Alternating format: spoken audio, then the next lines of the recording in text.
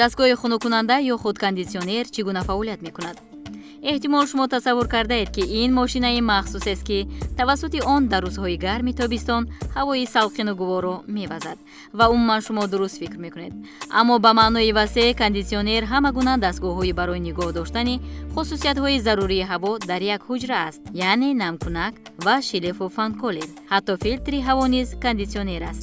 кондитсионери хонагие ки ба ҳамагон шинос аст, дурусттараш системаи сплит номида мешавад. Сплит калимаи англисӣ буда маънояш таҷзия мебошад ва дар ҳақиқат системаи сплит аз ду блок иборат аст. якум берунӣ ва дуюмаш дохилӣ. якҷоя онҳо як занҷираи пӯшидаеро ташкил медиҳанд ки дар он моддаи кории махсуси яхкунанда ҳаракат мекунад. фаъолиятҳои системаи сплит ба хосиятҳои моеъ барои ҷабида кардани гармӣ ҳангоми бухоршавӣ ва баръакс барои додани он ҳангоми конденсатсия асос ёфтааст. бо ибораи дигар яхкунанда дар ҳолати зарурӣ ҳолати агрегатии худро тағйир дода ба гази моеъ табдил меёбад.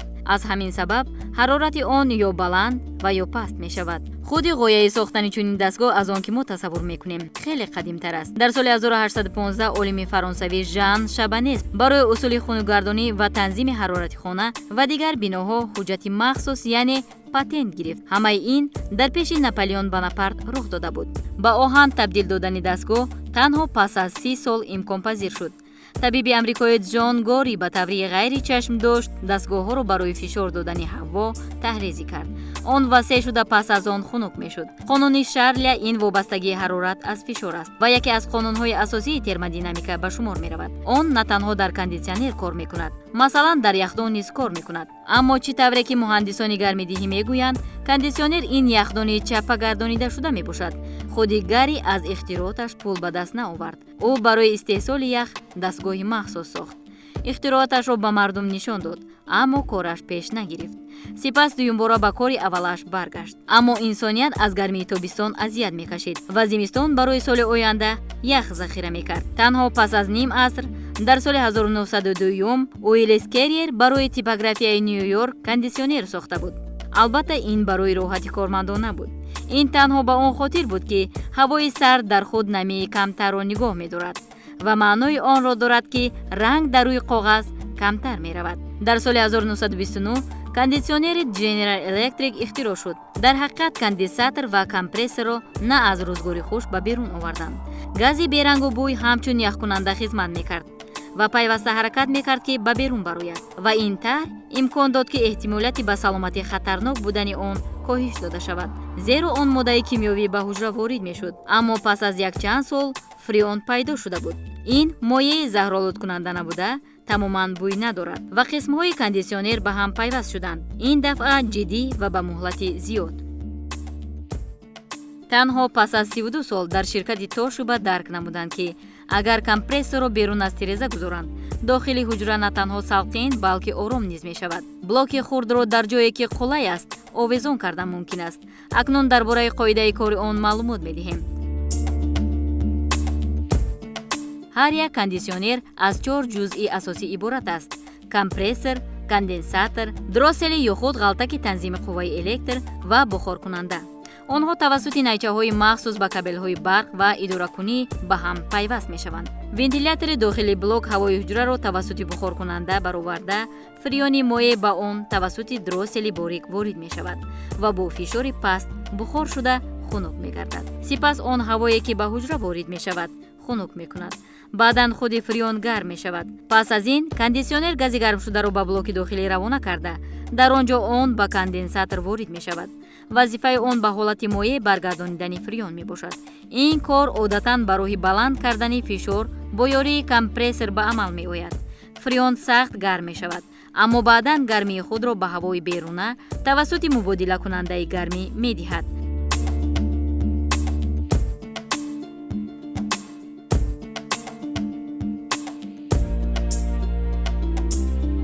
бо истифода аз системаи муқаррарии сплит, вентилятсия кардани ҳуҷра ғайриимкон аст. он танҳо ҳавое ки дар дохилаш мавҷуд аст ба ҳар тараф меронад. аз ин рӯ ҳангоми кори системаи сплит ё таҷзия, конденсати намӣ ҷойгир мешавад. аз блоки дохилӣ пас аз он об ҷорӣ мешавад. барои холӣ кардани конденсат қубури махсус пайваст карда мешавад. он бояд ба поён равад, аммо одатан онро танҳо ба берун ба паҳлӯи агрегати беруна мебароранд. Конденсат ба сари роҳгузарон мечакад.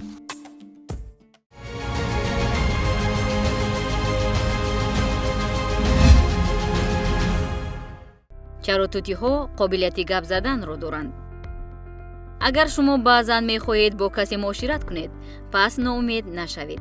дар олами ҳайвонот низ пайдо кардани ҳамсӯҳбат имкон дорад. намояндагони олами ҳайвонот аксар вақт ба садои якдигар тақлид мекунанд, аммо баъзе аз онҳо мувофиқи хоҳиши худ суханҳои каси дигарро тақлид мекунанд. аз байни ҳамаи инҳо тутиҳо корозмуда ба шумор мераванд. онҳо метавонанд ҳама чизро такрор кунанд: сулфа, ғиҷирос, гирия, овози зангӣ ва ғайраҳо. баръакси дигар паррандагон, диксияи онҳо хеле хуб аст. назарияе мавҷуд аст ки ҳамаи ин аз андозаи забони онҳо вобастагӣ дорад. забони тутӣ низ ба монанди забони инсон паҳм ва дароз мебошад. инчунин шакли забони шоҳин ва боша низ ба инҳо монанд мебошанд. аммо аз забони онҳо ягон калимаро шунидан наметавонем. умуман дастгоҳи овозии парранда аз одамон фарқ мекунад. паррандагон ду ҳалқа доранд: ҳалқаи болоӣ ки ба монанди ширхӯрон мебошад ва ҳалқаи поёнӣ. нақши муҳимро дар пайдоиши овоз ҳалқи поён ки мураккабтар мебошад иҷро мекунад. дар он ду асбобе мавҷуд аст ки ларзишро ба вуҷуд меоранд ва бе вобастагӣ ба ҳам фаъолият мекунанд. ҷолибон аст ки дар баробари сухангӯӣ тутиҳо алоқаи овозӣ надоранд. барои гап задан лозим меояд ки мушакҳои гулӯяшонро мустаҳкам кунанд. ҳамин тавр ҳаво тавассути найҳои нафас ва узви овозии парранда, яъне сирикс дохил мешавад. пештар фикр мекарданд ки сабаби гап задани тутиҳо ин доштани қобилияти фикрронӣ мебошад ва ибораҳои расмиро махсус барои мақсадҳои шахсии худ талаффуз мекунанд. аммо ин усул тасдиқ нашуда аст. ин паррандаҳо чизеро ки зуд мешунаванд ба таври худкор дар хотир нигоҳ медоранд ва тамоми асрори он дар сохтори мағзи сар аст ки аз дигар паррандагон фарқ мекунад. ҳамаи паррандаҳо дар худ маркази махсуси сурудхонӣ доранд. нейронҳо барои сурудхонӣ ва омӯхтани садоҳои нав масъул мебошанд ки баъдан барои тақлид намудани дигарон ба онҳо кӯмак мекунад.